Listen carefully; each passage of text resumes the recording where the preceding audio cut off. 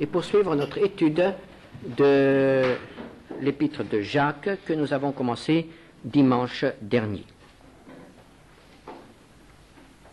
Jacques est le frère du Seigneur. Il écrit cette lettre destinée à des chrétiens d'origine juive et le thème de cette lettre est « Mettez votre foi en pratique ». La foi transforme une vie, transforme donc aussi notre manière de faire, de penser et de parler. La foi doit se prouver par une vie transformée. Pourquoi cela? Parce que la foi répond à la parole de Dieu, et cette parole de Dieu est une parole créatrice, une parole qui donne la vie, une parole qui fait sortir toute chose du néant, qui transforme toute chose. Et le thème de notre méditation ce matin, dans l'épître de Jacques, les versets 16 à 27, sera la parole de Dieu qui est parole de vie. Et nous allons lire ensemble ces quelques versets dans Jacques au chapitre 1er, les versets 16 à 27. Ne vous y trompez pas, mes frères bien-aimés. Toute grâce excellente et tout don parfait descendent d'en haut du Père des Lumières, chez lequel il n'y a ni changement, ni ombre de variation. Il nous a engendrés selon sa volonté par la parole de vérité, afin que nous soyons en quelque sorte les prémices de ces créatures. Sachez-le, mes frères bien-aimés, ainsi que tout homme soit prompt à écouter, lent à parler, lent à se mettre en colère, car la colère de l'homme n'accomplit pas la justice de Dieu. C'est pourquoi, rejetant toute souillure et tout excès de malice, recevez avec douceur la parole qui a été plantée en vous et qui peut sauver vos âmes. Mettez en pratique la parole et ne vous bornez pas à l'écouter en vous trompant vous-même par de faux raisonnements. Car si quelqu'un écoute la parole et ne la met pas en pratique, il est semblable à un homme qui regarde dans un miroir son visage naturel et qui, après s'être regardé, s'en va et oublie aussitôt comment il est. Mais celui qui aura plongé les regards dans la loi parfaite, la loi de la liberté, et qui aura persévéré, n'étant pas un auditeur oublieux, mais se mettant à l'œuvre, celui-là sera heureux dans son activité. Si quelqu'un croit être religieux sans tenir sa langue en bride, mais en trompant son cœur, la religion de cet homme est vaine. La religion pure et sans tache devant Dieu notre Père consiste à visiter les orphelins et les veuves dans leurs afflictions et à se préserver des souillures du monde.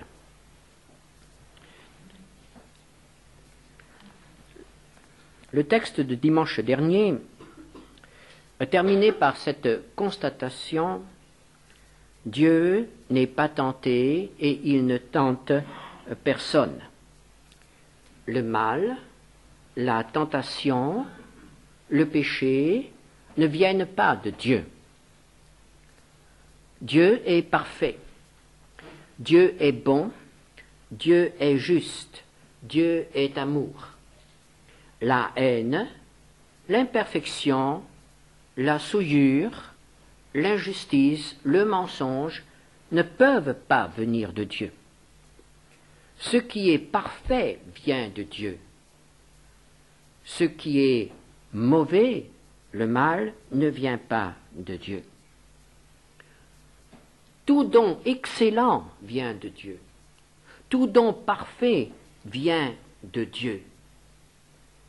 Et nous nous en souvenons, tout ce que Dieu fait, tout ce que Dieu a fait est bon, très bon, parfait. C'est ce que nous lisons déjà au début de notre Bible. Quand nous lisons dans Genèse 1, verset 31, lorsque Dieu eut achevé l'œuvre de la création, les 6 jours, au soir du 6e jour, il dit, nous lisons, verset 31 du chapitre 1er de la Genèse, « Dieu vit tout ce qu'il avait fait, et voici, cela était très bon.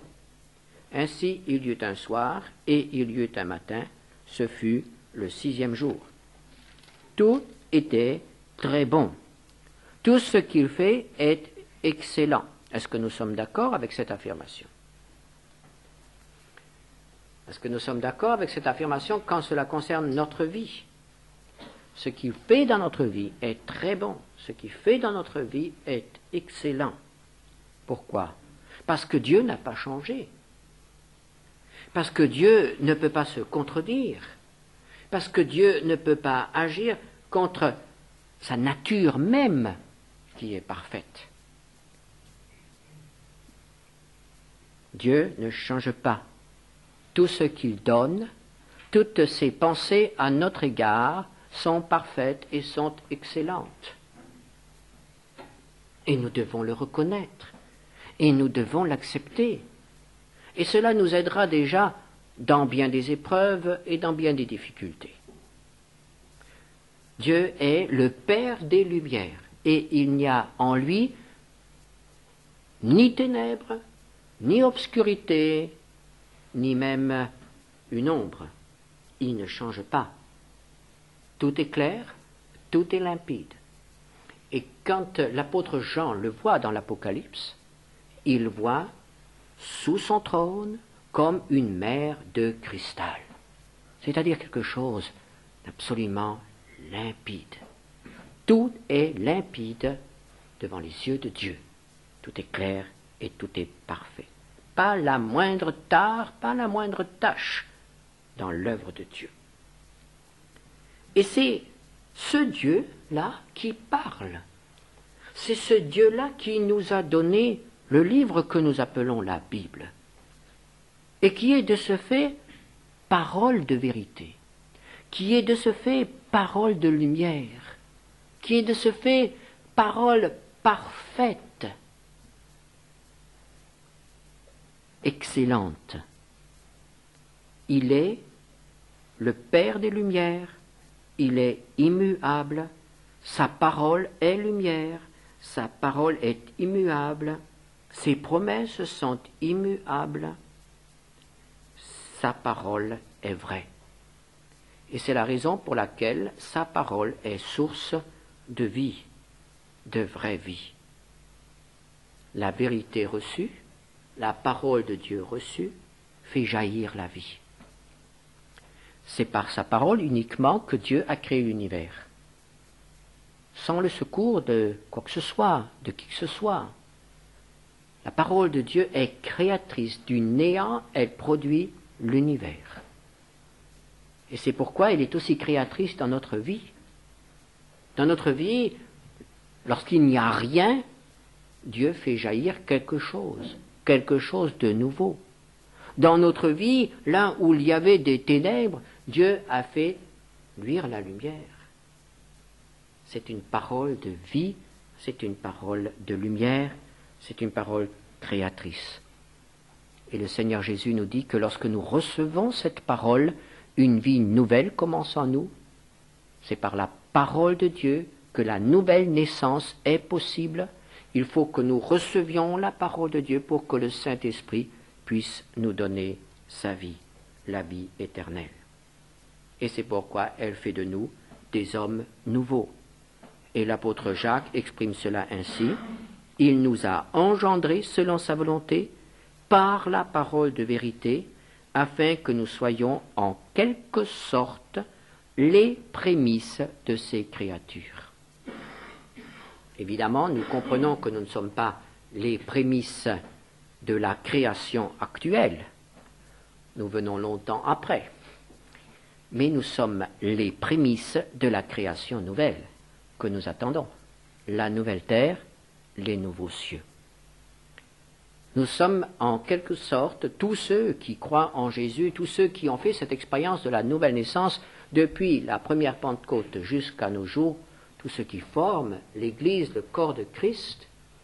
Tout cela sont les prémices de l'humanité nouvelle, dans l'univers nouveau, dans la création nouvelle. Et c'est pourquoi nous avons une attitude à adopter en présence de la parole de Dieu. Et cette attitude, l'apôtre Jacques l'a décrit ainsi, par les versets 19 et 21. Sachez-le, mes frères bien-aimés, ainsi que tout homme soit prompt à écouter, lent à parler, lent à se mettre en colère. Car la colère de l'homme n'accomplit pas la justice de Dieu.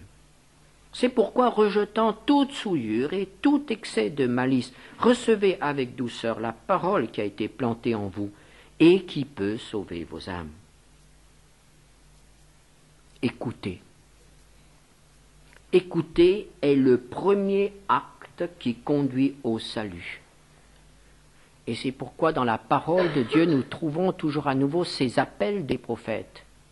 Écoutez. Terre, terre, écoute la parole de l'Éternel. Israël, écoute la parole de ton Dieu. Ou encore dans le Nouveau Testament, que celui qui a des oreilles entende ce que l'Esprit veut dire aux églises. Écouter, entendre. Nous avons tellement de peine à écouter. Nous avons tellement de peine à être attentifs. D'abord pour écouter l'autre. Il est parfois très frappant lorsque l'on se trouve en société d'observer les gens qui parlent entre eux. Chacun essaye de placer son mot, chacun essaye d'exposer son argument, et il est assez rare que les autres écoutent.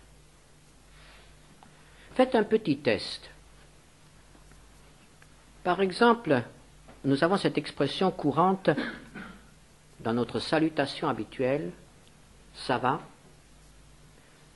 Alors, on a tellement l'habitude d'entendre les gens répondre, ça va, que l'on continue, on n'attend pas la réponse. Alors, au lieu de dire une fois ça va, répondez ça va pas.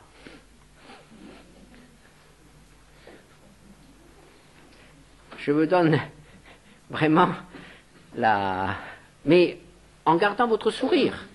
Parce que, évidemment, si vous prenez une mine d'enterrement, l'autre s'en apercevra. Mais essayez, vous verrez, les autres ne s'en aperçoivent même pas que ça ne va pas chez vous. Que vous avez essayé de leur dire quelque chose. Parce qu'on n'écoute pas. Parce qu'on s'écoute soi-même.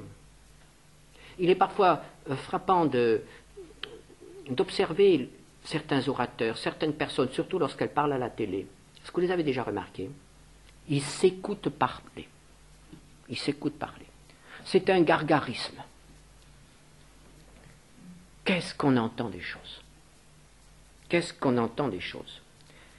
Les gens parlent, parlent, parlent. Et on parle tellement que l'on ne peut plus entendre Dieu. Et même nous, qui pourtant nous connaissons le Seigneur, lorsque nous sommes dans la présence du Seigneur, que faisons-nous? Eh bien, dès que nous sommes dans la présence du Seigneur, que faisons-nous? Nous parlons. Parce que pour nous, entrer dans la présence du Seigneur, c'est parler. Nous prions. Et quand nous avons fini de parler, nous disons Amen et nous nous levons. Et nous ne donnons même pas le temps à Dieu de répondre à ce que nous avons dit. Écoutez, dit la parole de Dieu. Écoutez. Nos paroles font obstacle à ce que Dieu veut nous dire. Parce que Dieu ne parle pas pendant que nous parlons. Dieu ne nous coupe pas la parole. Dieu se tait tant que nous parlons. Il nous écoute, lui. Et après, il faudrait que nous puissions nous taire et nous mettre à son écoute, dans le silence, avec la Bible, car le Seigneur parle toujours par la Bible. Et alors, quand nous nous mettons ainsi à l'écoute, quelle doit être notre attitude? Je me suis demandé pourquoi l'apôtre Jacques nous exhorte au verset 21 à recevoir avec douceur la parole qui a été plantée en nous. Pourquoi cette expression avec douceur? Combien de fois, dans l'Ancienne Alliance, Dieu a dû reprocher à Israël d'être un peuple au cou roide, un peuple qui se rébiffe. Et nous retrouvons cette pensée. Pourquoi, lorsqu'il est question de la parole de Dieu, l'apôtre Jacques aborde-t-il ici un problème chez l'homme? La colère. La colère. Ce sentiment de révolte, cette résistance. La colère, c'est tout le contraire de l'humilité. La colère, c'est tout le contraire de la soumission. La colère, c'est tout le contraire de la douceur. Et nous pouvons avoir parfois des réactions de mauvaise humeur lorsque nous lisons la parole de Dieu ou lorsque Dieu veut nous faire comprendre quelque chose concernant notre vie avec lui. Recevez avec douceur.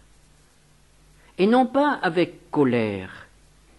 Recevez avec pureté et non pas avec souillure, avec des pensées salies par tout ce que nous voyons, ou tout ce que nous entendons, notre imagination qui travaille et qui peut parfois venir nous troubler, même pendant que nous lisons la parole de Dieu. Recevez avec douceur, docilité, cette parole qui a été plantée en vous. Là encore, une expression intéressante. On n'entend pas souvent la parole de Dieu parler ainsi, que la parole est plantée en nous. Et pourtant, cela rejoint l'enseignement du Seigneur lorsqu'il dit que la parole est semée et que le grain va croître et porter du fruit. Eh bien, ici, la parole va être plantée. C'est-à-dire, Dieu greffe quelque chose en nous, Dieu intervient, et il voudrait que ce qui est planté en nous prospère, grandisse, trouve un terrain fertile et porte du fruit. Mais alors, lorsque nous poursuivons notre lecture au verset 22, « Mettez en pratique la parole et ne vous bornez pas à l'écouter. » Ah, nous progressons d'un pas. C'est déjà très difficile d'écouter. Mais maintenant, Jacques nous dit, attention, écouter ne suffit pas. Il ne s'agit pas d'écouter uniquement. Il faut d'abord écouter, c'est vrai, mais mettez en pratique. Ne vous bornez pas à l'écouter en vous trompant vous-même par de faux raisonnements. Nos raisonnements peuvent être un obstacle à l'action de la parole de Dieu. Qu'est-ce que l'apôtre Jacques veut dire? Qu'est-ce qu'un raisonnement? C'est tout ce qui se passe dans notre tête lorsque nous examinons ce qui nous est proposé ou l'expérience que nous faisons, lorsque nous analysons les choses. Il n'est pas mauvais de raisonner. Le Seigneur nous a donné l'intelligence pour cela et nous devons raisonner. Mais ici, il s'agit de faux raisonnements. Quels sont les faux raisonnements que nous rencontrons et qui empêchent la parole de Dieu de faire son œuvre? Nous en trouvons un dès le début de la Bible. Dans la Genèse déjà, le premier faux raisonnement nous vient de Satan. Lorsqu'il pose la question « Dieu a-t-il réellement dit ?» Dieu a-t-il réellement dit? As-tu vraiment compris ce que Dieu te dit dans ce texte?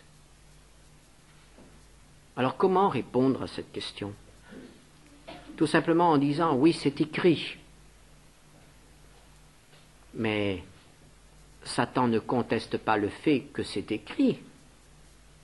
Satan conteste le fait, as-tu vraiment compris? Ou as-tu vraiment bien compris? Alors comment être certain de bien comprendre tel ou tel texte de la parole de Dieu? Bien sûr, on peut avoir recours aux commentaires, mais les commentaires viennent des hommes, et les hommes peuvent se tromper. Il y a une règle d'or pour comprendre la parole de Dieu. Et cette règle d'or s'exprime ainsi: la Bible explique la Bible. Ou bien la Bible confirme la Bible. Lorsque nous lisons un texte et que nous croyons avoir compris, il faut que cet enseignement fondamental, il s'agit toujours d'un enseignement fondamental, dans ce cas-là, cet enseignement fondamental doit être confirmé par d'autres textes dans la parole de Dieu. Lorsqu'il s'agit de détails, ils peuvent être exprimés par un ou deux versets. Cela ne porte pas alors à discussion. Mais dans l'esprit général, il faut que ce que nous avons compris concorde avec tout l'enseignement de la parole de Dieu. Car nous l'avons vu tout à l'heure, Dieu est immuable. Il ne dira pas à un certain moment le contraire de ce qu'il a affirmé plus tôt. Donc la Bible confirme. Et c'est pourquoi il est important que nous connaissions toute la Bible, que nous lisions toute la Bible. Les sectes reposent leur enseignement d'erreur sur quelques versets de la Bible. Toutes les sectes peuvent venir avec des versets qui confirment ce qu'ils disent, mais ce sont des textes qui sont pris, qui sont piqués dans la Bible. Et l'interprétation qui est donnée va à l'encontre de l'esprit général de la parole de Dieu. On peut donc ainsi acquérir une conviction inébranlable sur les choses essentielles concernant notre salut et nos relations avec Dieu. La deuxième question qui peut se poser, et que nous allons ranger dans ces faux raisonnements, la deuxième question sera: est-ce que c'est bien pour notre temps? Est-ce que c'est pour aujourd'hui? Nous ne contestons pas le fait que Dieu a donné cet enseignement, cet ordre aux hommes de l'époque biblique, mais est-ce que c'est pour notre temps? Évidemment qu'il faut tenir compte des époques. Certaines lois ont été données pour une période limitée dans le temps. C'est ainsi que les sacrifices qui ont été imposés à Israël par Moïse ont été imposés jusqu'au moment où le sacrifice parfait, le Seigneur Jésus-Christ, s'est offert sur la croix.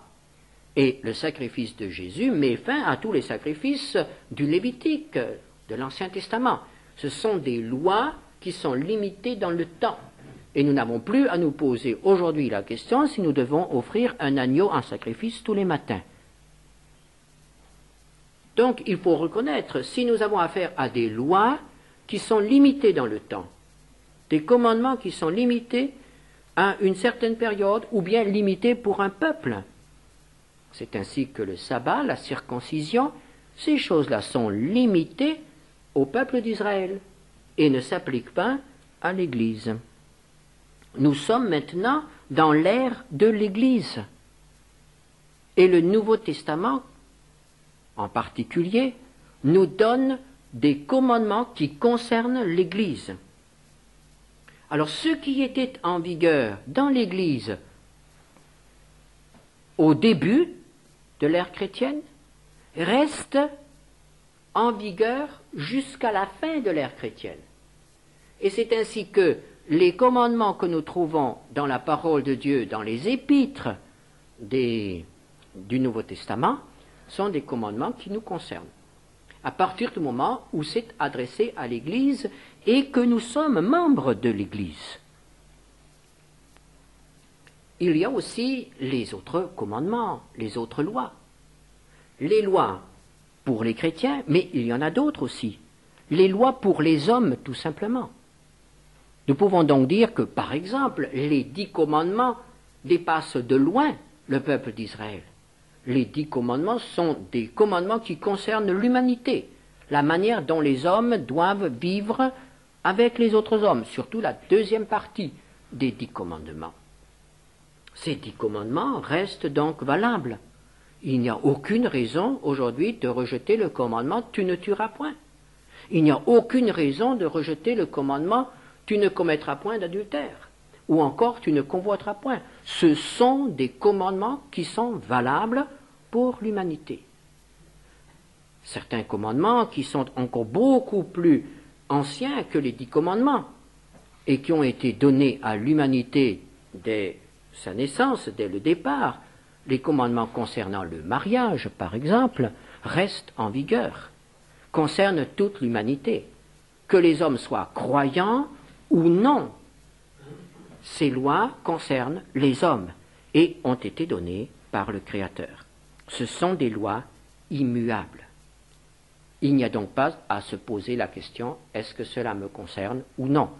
Il faut se poser la question « est-ce que ce sont des lois immuables? Est-ce que ce sont des lois qui concernent l'Église?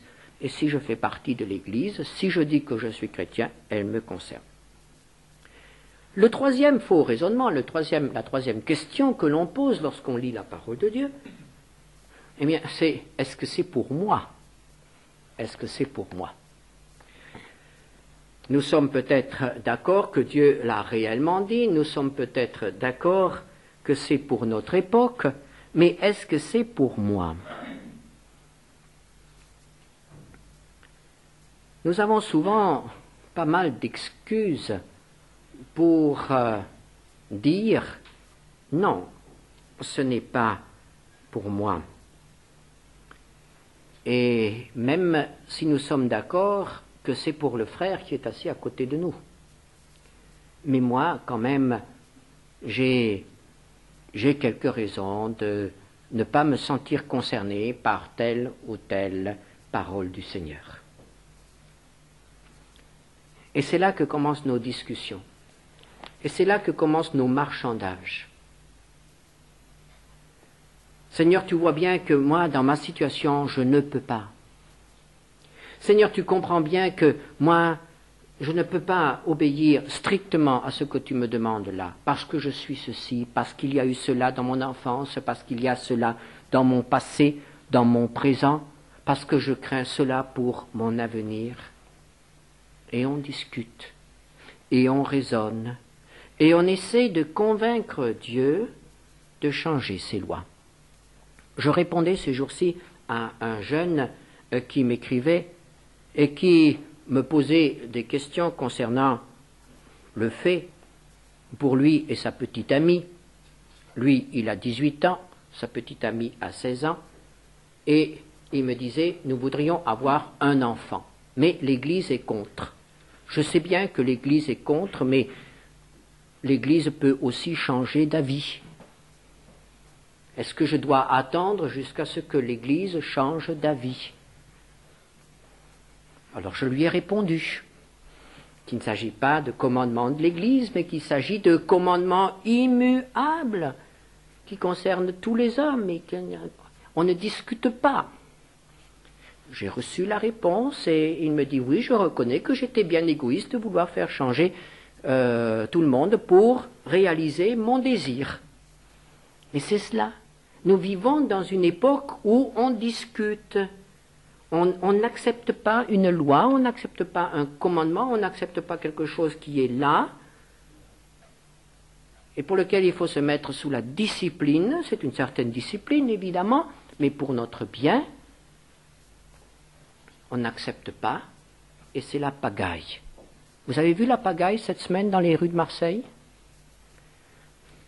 Vous avez vu les gens qui sont restés bloqués 2 heures, 3 heures sur la Canebière? J'ai eu l'occasion de le voir. Et la plupart du temps, pourquoi?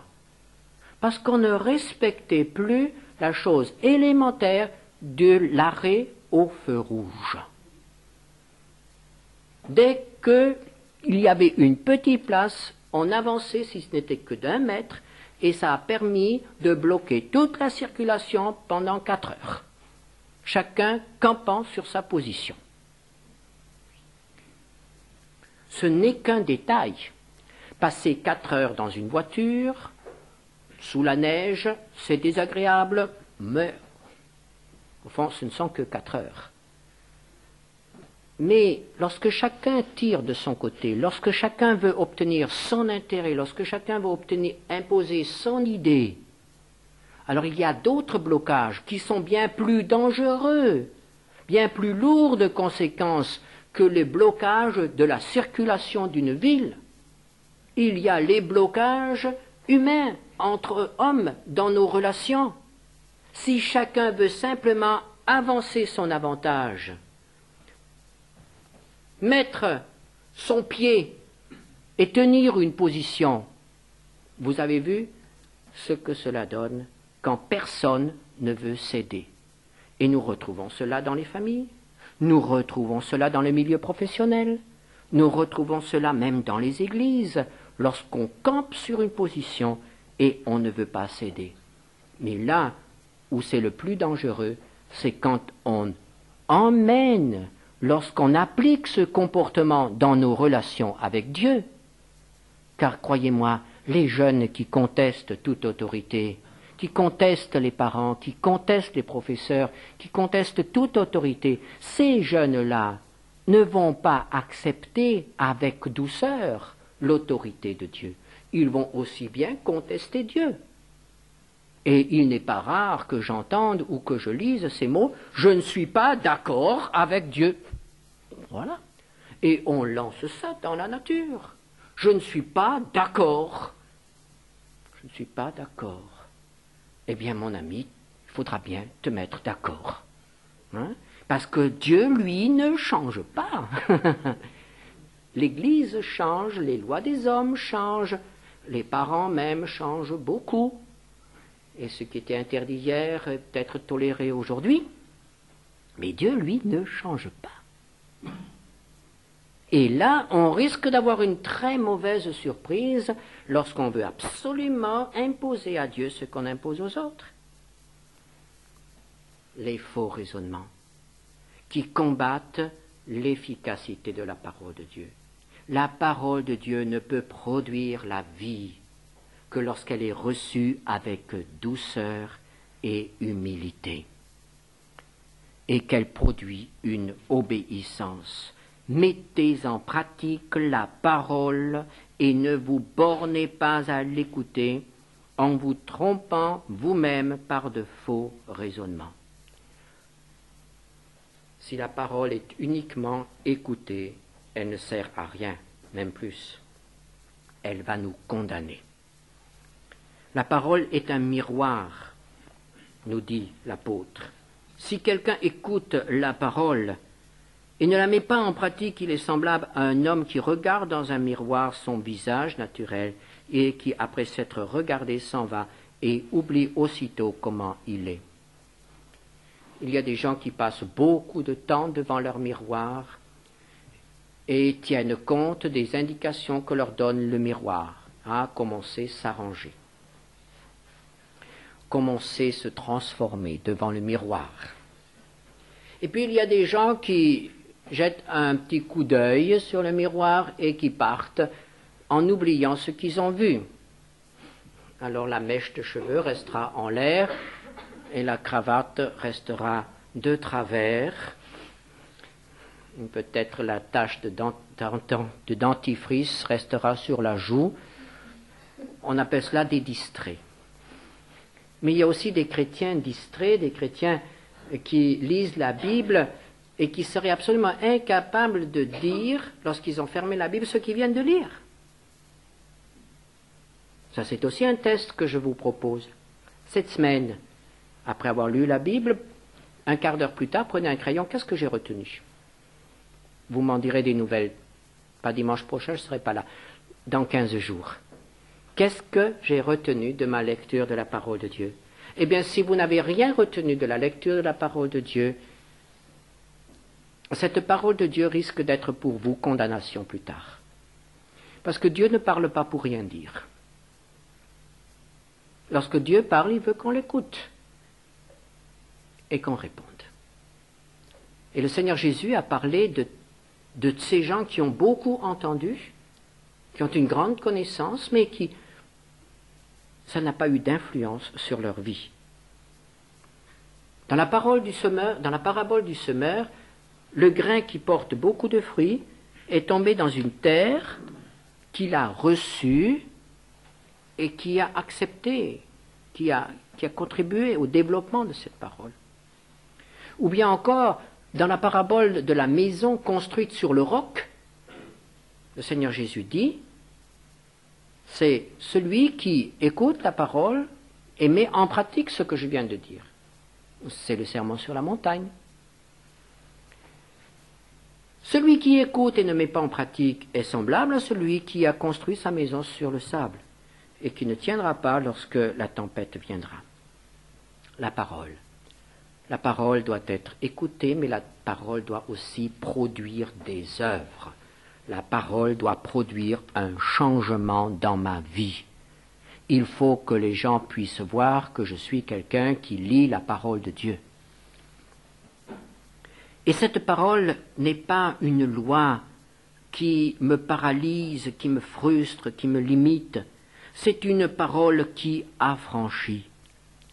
Verset 25. Celui qui aura plongé les regards dans la loi parfaite, la loi de la liberté, et qui aura persévéré, n'étant pas un auditeur oublieux, mais se mettant à l'œuvre, celui-là sera heureux dans son activité.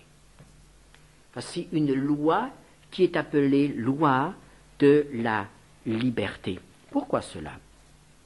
Mais écoutons ce que Jésus dit dans Jean chapitre 8, versets 31 à 32.